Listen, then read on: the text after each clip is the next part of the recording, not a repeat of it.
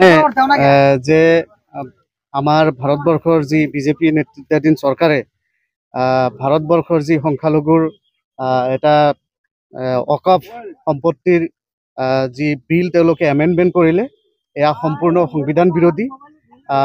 মানে সংখ্যালঘুৰ যি অধিকাৰ, সেই অধিকাৰ এক প্ৰকাৰ খৰ্ব কৰিলে।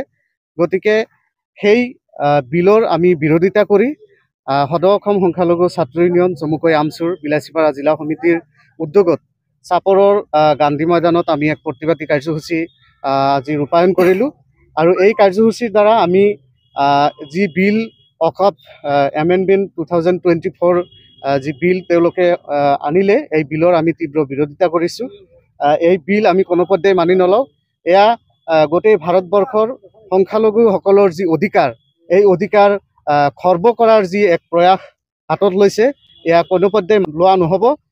আৰু এই বিল আইনত পৰিণত কৰাৰ যি প্ৰয়াস কৰা হৈছে, এয়া কোনোপধ্যেই কৰিবলৈ দিয়া নহ'ব। ইয়াৰ বাবে আমি আন্দোলন কৰিলোঁ আজি, আৰু অনাগত দিনত যদি প্ৰয়োজন হয় ইয়াতকৈ তীব্ৰভাৱে আমি আন্দোলন কৰিবলৈ সাজু থাকিম।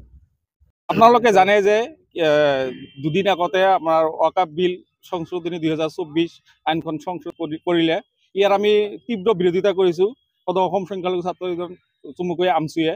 সেইকাৰণে আজি আমি চাপৰ আঞ্চলিক, কলিমাৰী আঞ্চলিক, হাতীহোতা আঞ্চলিক যৌথভাৱে মুখত কলা কাপোৰ বান্ধি আজি প্ৰতিবাদ সাব্যস্ত কৰিলোঁ। যদি এই আইনখন বাতিল নকৰে, ইয়াৰ বিৰুদ্ধে আমি অনাগত দিনত ইয়াতকৈ জংগী আন্দোলন কৰিবলৈ সাজু আছোঁ।